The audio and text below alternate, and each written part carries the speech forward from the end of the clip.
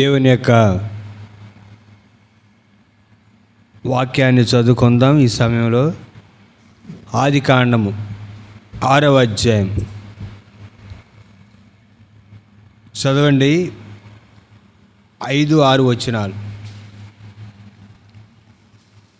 ఆదికాండము 6వ అధ్యాయము 5-6 వచనాలు.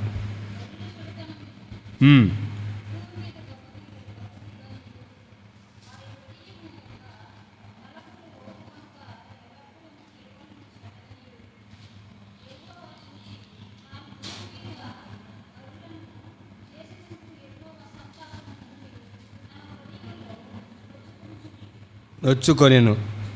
చాలండి, నేను చదువుతాను, జాగ్రత్తగా వినండి దేవుని వాక్యం. ఆదికాండము 6వ అధ్యాయము 6వ వచనం. తాను భూమి మీద నరులను చేసినందుకు, 5వ వచనం నుండి, నరుల చెడుతనము భూమి మీద గొప్పదనియు వారి హృదయం యొక్క తలంపులోని ఊహాంతయు ఎల్లప్పుడూ కేవలం చెడ్డదనియు యెహోవా చూచి తాను భూమి మీద నరులను చేసినందుకు యెహోవా సంతాపం నొంది తన హృదయంలో నొచ్చుకొనెను. చదవబడినటువంటి లేఖన భాగంలో నుండి ఈ రాత్రికాల సమయంలో మనం నేర్చుకోవాల్సినటువంటి విషయం ఏంటంటే, దేవుడు ఎందుకు బాధపడ్డాడు. ఏంటండి? దేవుడు ఎందుకు బాధపడినాడు? ఇది ప్రశ్న. ఎందుకు దేవుడు బాధపడ్డాడంటే జవాబు, భూమి మీద నరులను చేసినందుకు. ఎందుకు? భూమి మీద నరులను చేసినందుకు దేవుడు బాధపడ్డాడు. మన జీవితంలో కూడా మనం కూడా చాలాసార్లు దేవుడు మనకు తండ్రి, ఆయనకు మనం పిల్లలు. మనం కూడా మన పిల్లల విషయంలో చాలాసార్లు మనం కూడా బాధపడతాం. నిన్ను నేను కన్నందుకు చాలా బాధపడ్డాను అని మన పిల్లల విషయంలో మనం అంటాం. అయితే పిల్లల తల్లిదండ్రులను బాధను పిల్లలు గుర్తించాలి. పరమ తండ్రి బాధను ఆయన పిల్లలైన మనం గుర్తించాలి. ఈ రాత్రి ఈ వాక్యంలో నుంచి కొన్ని విషయాలు మనం నేర్చుకుందాం. ఎందుకు దేవుడు బాధపడ్డాడు అంటే, భూమి మీద నరులను చేసినందుకు బాధపడ్డాడు. ఎందుకు? నరుల చెడుతనం భూమి మీద గొప్పది. మనిషి యొక్క పాపం అనేది భూమి మీద ఎలా ఉంది? ఎక్కువగా ఉంది, గొప్పగా ఉంది. చూడండి, మనిషి దేన్ని బట్టి గర్విస్తాడంటే, పాపం చేసిన దాన్ని బట్టి గర్విస్తాడు.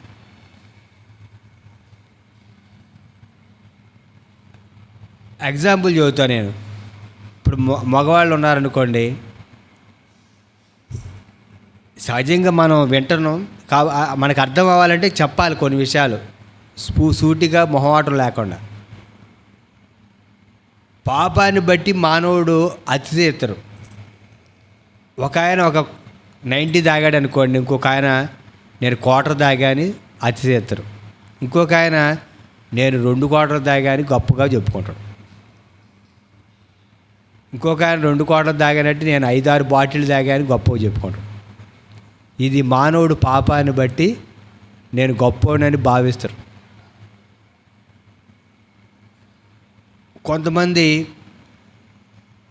స్త్రీలు ఒక ఆమె తక్కువ బూతులు మాట్లాడితే ఆమెకు మించి డబల్ మాట్లాడని ఏమో గొప్పగా మాట్లాడుకుంటుంది, గొప్పగా చెప్పుకుంటుంది.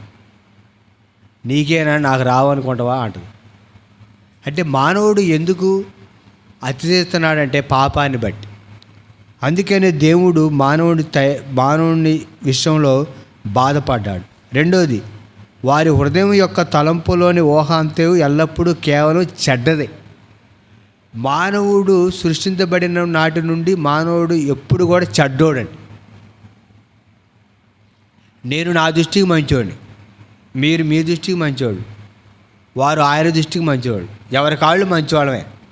అందరూ మంచివాళ్ళు అయితే మరి యేసు ప్రభు వారు ఈ భూమి మీద రావాల్సిన అవసరం ఏముంది? అవసరం లేదు. అందరూ మంచోళ్ళే అనుకుంటున్నారు. ఎవడి కాడు వాడి దృష్టికి మంచోడే.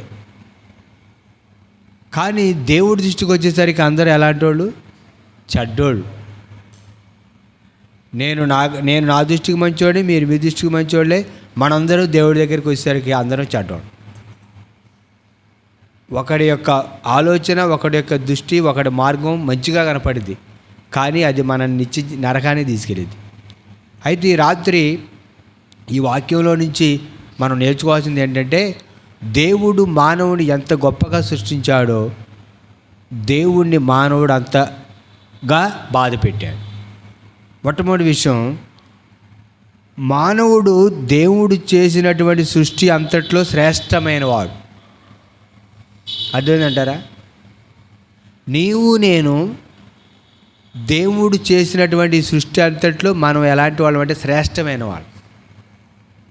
ఎందుకంటే మానవుడుని దేవుడు చేసినప్పుడు తన యొక్క చేతితో ముద్దం చేసి వాని నాసికారంధ్రంలో జీవవాయు ఓదగా నరుడు జీవాత్మ అని వాక్యంలో ఉంది.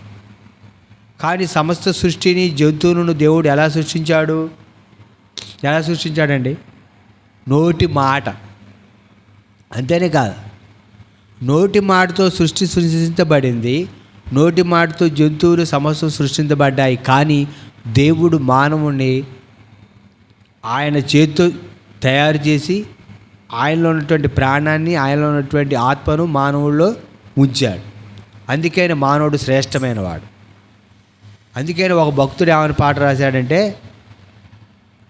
కప్ప కంటే నీ జీవితం గొప్పదేంది కాదని రాశాడు. కప్ప కంటే మనిషి గొప్పోడు. మళ్ళీ ఇంకో విషయం ఏంటంటే, కోతి నుండి మానవుడు వచ్చాడని అలాగా భ్రమలో నెట్టేశారు, భ్రమపరిచాడు, తప్పు చెప్పారు. కోతి నుండి మనిషి వచ్చాడని. కోతి నుండి రాలా. దేవుడు సృష్టించినటువంటి సృష్టి మానవుడు. దేవుడు మానవుడిని అంత గొప్పగా సృష్టిస్తే దేవుడిని మానవుడు అంతగా బాధ పెట్టాడు. రెండో విషయం ఏంటంటే, మానవుణ్ణి దేవుడు తన స్వరూపంలో చేశాడండి. ఎవరి స్వరూపంలో చేశారు? దేవుని స్వరూపం. దేవుని స్వరూపం, దేవుని యొక్క పోలిక. స్వరూపము పోలిక అంటే ఏంటి? స్వరూపం పోలిక అంటే కళ్ళు, చెవులు, ముక్కు, నాలుక, చర్మం కాదు, లక్షణాలు, గుణలక్షణాలు. దేవుని యొక్క గుణలక్షణాలు ఏంటి? ప్రేమ, దయ, కరుణాయి. అందుకని చాలామంది చూడండి ఏమంటారో తెలుసా? మనిషి మంచోడే కాండి అండి, గుణమేనండి చెడ్డదే, చెడ్డ గుణం అండి. కొంతమంది అంటూ ఉంటారు, యారా మీ నాన్నకు వచ్చే లక్షణాలు నీకు ఒక్కడ కూడా రాలేదంటారు వారసత్వంగా. దేవుని యొక్క గుణ లక్షణాలు దేవుడు మానవుల్లో ఉంచాడు. కానీ మనిషి దానిని ఏం చేయలేకపోతున్నాడంటే గుర్తించలేకపోతున్నాడు. అంతగా దేవుడు మానవుణ్ణి సృష్టించాడండి. మూడో విషయం ఏంటంటే, ప్రభు అయినటువంటి యేసుక్రీస్తు వారు ఈ లోకంలోకి మానవుడిగా వచ్చారు. మానవుడిగా ఆయన వచ్చారు కాబట్టి మానవుడు ఏ స్థితిలో ఉన్నాడు అనేది యేసుక్రీస్తు ప్రభుకి తెలుసు. మనవలే ఆయన కూడా ఏం చేశాడంటే, మనవలే ఆయన కూడా బాధపడ్డాడు. చూడండి దేవుని వాక్యం పేతురు గారు రాసిన పత్రిక. ఒకసారి పేతురు గారు రాసినటువంటి పత్రికలో ఒక మాట రాయబడి ఉంది, చదవండి. పేతురు గారు రాసిన మొదటి పత్రిక 2వ అధ్యాయము 21వ వచనం. అమ్మా 2:21 మొదటి పేతురు.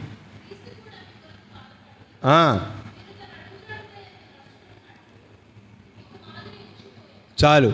క్రీస్తు కూడా మీ కొరకు బాధపడ్డాడంట. ఎవరి కొరకు బాధపడ్డాడు యేసుక్రీస్తు ప్రభు? నీ కోసం.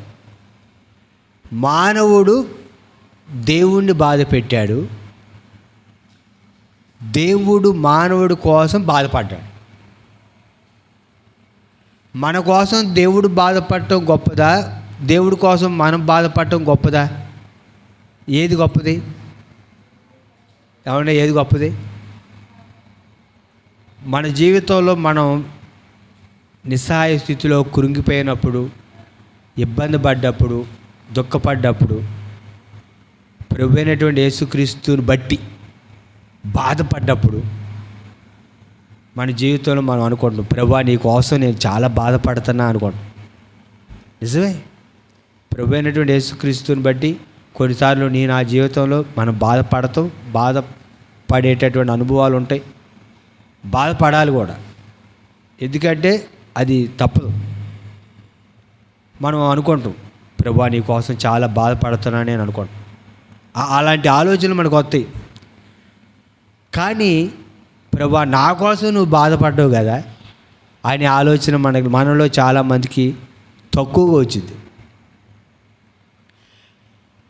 యేసుక్రీస్తు ప్రభు కోసం నేను బాధపడుతున్నాను, మరి నా కోసం యేసుక్రీస్తు ప్రభు వారు బాధపడ్డారుగా, బాధపడలేదా? బాధపడ్డాడు. క్రీస్తు కూడా మీ కొరకు బాధపడి మన కొరకు యేసుక్రీస్తు ప్రభు వారు కూడా బాధపడ్డారట. అదేంటంటారా? మన కోసం దేవుడు బాధపడ్డాడు. కొన్నిసార్లు అనుకుంటా ఉంటాం మనం, ప్రభా నిన్ను బట్టి నేను మౌనంగా ఉన్నా, లేకపోతే నేను ఎలాంటి వాడో నీకు తెలుసు అనుకోండి. కానీ మనల్ని బట్టి పొంతి పిలాతు ముందు యేసుక్రీస్తు ప్రభువారు మౌనంగా ఉన్నారు. అందుకని వాక్యం ఏమని రాయబడిందో తెలుసా? నిన్ను బట్టి దినమెల్లా వధించబడ్డామంట. నిన్ను బట్టి దినమెల్లా వధించబడ్డాము, నిన్ను బట్టి వధకు సిద్ధపడ్డాము. మీకు ఒక విషయం చెప్తా, మనం కోడి మాంసం కొట్టుకాడికి వెళ్తే కొన్ని కోళ్ళు కోసి డ్రెస్సింగ్ చేసి కటింగ్ చేయడానికి సిద్ధంగా ఉంటాయి. ఈ వధించబడ్డాయి కొన్ని కోళ్ళు అక్కడ ఉంటాయి, ఎవరిని వస్తే గబక్కని తీసుకొచ్చి కటింగ్ చేయడానికి. అదనమాట అర్థం. ప్రభువుని బట్టి మనం బాధపడుతున్నాం, మనల్ని బట్టి ప్రభువు బాధపడ్డాడు. మనల్ని బట్టి ఆయన బాధపడ్డాడు అన్న విషయాన్ని మనం గుర్తించాలండి. దేవుడు ఎందుకు బాధపడ్డాడంటే మన ఆలోచనలు, మన విధానాలు చెడ్డవి అని ఆయన బాధపడ్డాడు. ప్రభువైన యేసుక్రీస్తు వారు ఎందుకు వచ్చారంటే మన ఆలోచన చెడ్డది కాబట్టి ఆ చెడ్డ ఆలోచన ప్రకారం మనం జీవించకుండా మంచి ఆలోచనతో మనం ప్రభు కొరకు జీవించాలి అని యేసుక్రీస్తు ప్రభువారు ఈ లోకంలోకి వచ్చారు. ప్రాణం పెట్టారు, రక్తం కాచారు, చనిపోయి తిరిగి లేచారు. యేసుక్రీస్తులో దైవత్వం ఉంది, మానవత్వం ఉంది. కనుక మనలో కూడా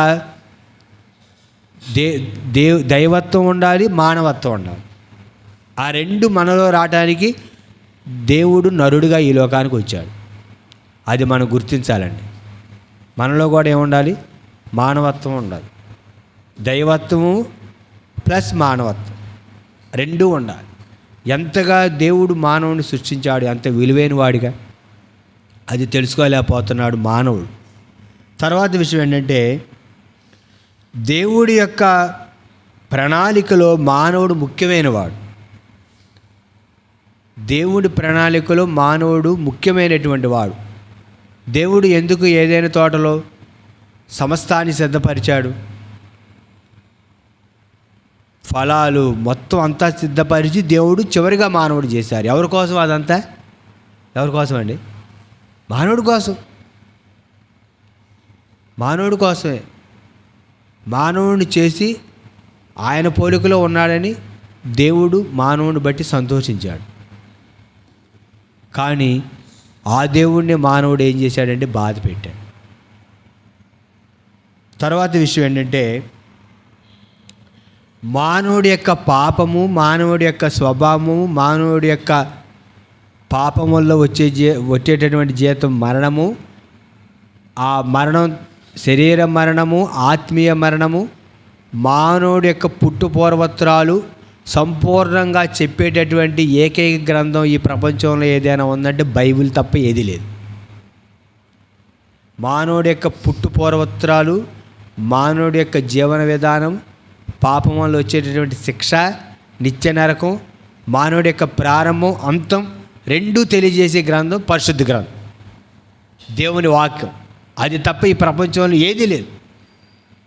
కనుక నీవు నేను ప్రభువైన యేసుక్రీస్తు యొక్క సన్నిధికి వచ్చినప్పుడు మన రహస్య పాపాలు ఆయన ముఖకాంతిలో కనపడదు. అర్థమైందంటారా? కనుక దేవుడి దగ్గరికి వచ్చినప్పుడే మనం సరిచేయబడదు.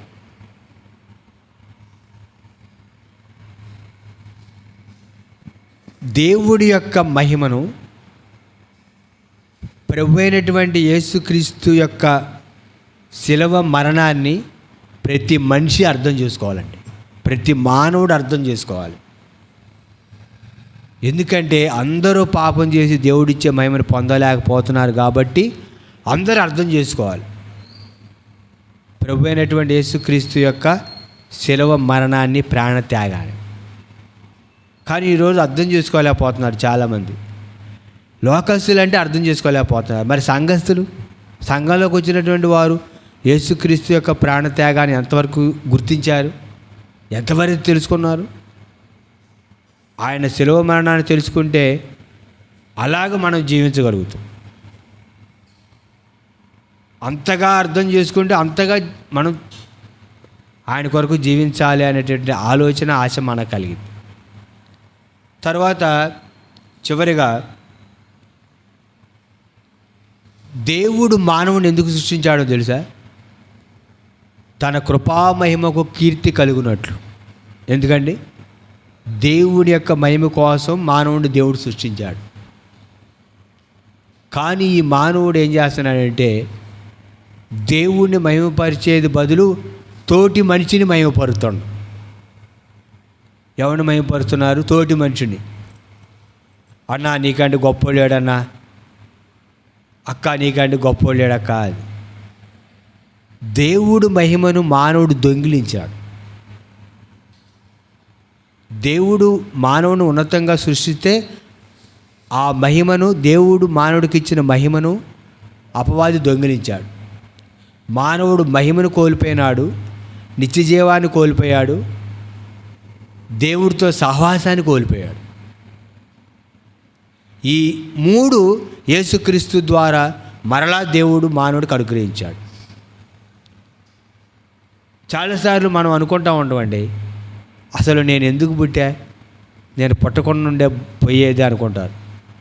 యోబు కూడా అనుకున్నాడు, అసలు నేను పుట్టకుండా ఉండబోయేది అని అనుకున్నాడా లేదు? యోబు అనుకున్నాడు. మన జీవితంలో కూడా మనం అనుకోండి, ఎందుకు ప్రభు నన్ను పుట్టించావు, ఈ బాధలు ఏంటి, ఇరుకులు ఏంటి, ఇబ్బందులు ఏంటి, కష్టాలు ఏంటి, శ్రమలు ఏంటి అనుకుంటాం. కానీ వీటన్నిటి వెనకాల దేవుడి యొక్క నిత్య ప్రణాళిక ఉందండి. దేవుడి ప్రణాళిక లేకుండా ఏ మానవుడు కారణం లేకుండా ఈ భూమి మీద సృష్టించబడాల. ఆ విషయాన్ని మనం గుర్తించాలి. ఆ విషయాన్ని మనం గుర్తించినప్పుడు మనం ప్రభు అయినటువంటి యేసుక్రీస్తు వారి కోసం జీవించాలి. ప్రభు అయినటువంటి యేసుక్రీస్తు యొక్క సువార్తను ప్రకటించాలి. ప్రభు అయినటువంటి యేసుక్రీస్తు వారు ఇచ్చేటటువంటి నిత్య జీవం కొరకు సిద్ధపడాలి. ఆయన మహిమ కొరకు జీవించాలి అనేటువంటి ఆలోచన, ఆసక్తి, ఆశ మనలో ఉంటుంది. అదేంటంటారా? నన్ను దేవుడు వ్యర్థంగా సృష్టించలేదు, నా పట్ల దేవుడికి ఒక ప్రణాళిక ఉంది అని గుర్తించాలి. నేను నా జీవితంలో కూడా చాలాసార్లు కురింగిపోయా, చాలాసార్లు బాధపడ్డా, ఏంటి జీవితం అని. కానీ దేవుడు వాక్యం చదివినప్పుడు దేవుడు వాక్యం ద్వారా నన్ను బలపరిచి, నీవు సృష్టించబడ్డది ఆయన మహిమ కోసం. చివరిగా మనం తెలుసుకోవాల్సింది ఏంటంటే, నీ వల్ల దేవుడు బాధపడ్డా, బాధపడలేదు. ఇంతవరకు నిన్ను రక్షించడానికి నిన్ను ప్రభు ప్రేమించి ప్రాణం పెట్టి నిన్ను రక్షించాడు. కాబట్టి ఇప్పటి నుండి నీ వల్ల దేవుడు బాధపడకూడదు. చాలామంది ఏం చేస్తారంటే మనిషిని సంతోషపరచడానికి దేవుని బాధ పెడతారు. ఎవరినండి? ముగిస్తా నేను. మనిషిని సంతోషపరచడానికి దేవుని బాధ పెడతారు. దేవుణ్ణి సంతోషపరచడానికి తోటి మానవుడు బాధపడ్డా ఏం కాదు. దేవుణ్ణి సంతోషపరచడం, మనిషిని సంతోషపరచడం ఇద్దరిని సంతోషపరచడం అనేది సాధ్యం కాదు. నువ్వు మనుషుని సంతోషపరచాలంటే దేవుని సంతోషపరచలేవు, దేవుని సంతోషపరచాలంటే మనిషిని సంతోషపరచలేవు. ఎందుకంటే ఆ రెండింటికి విరుద్ధం. చాలామంది ప్రభువుని అంగీకరించిన వాళ్ళు దేవుణ్ణి సంతోషపరిచేది బదులు దేవుణ్ణి బాధ పెడతారు. ఎందుకంటే తోటి మానవుణ్ణి, తోటి వ్యక్తుల్ని, తోటి విశ్వాసాన్ని సంతోషపరచాలని. మనం దేవుణ్ణి సంతోషపరిచేవాళ్ళుగా ఉండాలి, దేవుణ్ణి బాధ పెట్టేవాళ్ళుగా మనం ఉండకూడదు. కనుక ప్రభువా, నేను ఏ విషయంలో నేను బాధ పెట్టానా, నీ గాయాలను మళ్ళా రేపానా, అయితే నన్ను క్షమించు. ఇక నుంచి నేను బాధ పెట్టను ఏ విషయంలో అయినా. అదేంటంటారు, ఆనాడు మానవుని చూసినందుకు దేవుడు బాధపడ్డాడు, ఈనాడు నిన్ను రక్షించినందుకు ప్రభు అయినటువంటి యేసుక్రీస్తు వారు బాధపడుతున్నారా, సంతోషిస్తున్నారు అనేది మనల్ని పరీక్షించుకొని విశ్వాస ఆత్మీయ జీవితంలో ముందుకు సాగుదాం. ఇటు మాటలు ప్రభు దీవించి మనం ఇటుకలో ఆస్వాదించును గాక. ఆమేన్. ప్రార్థన చేస్తున్నాం అందరం.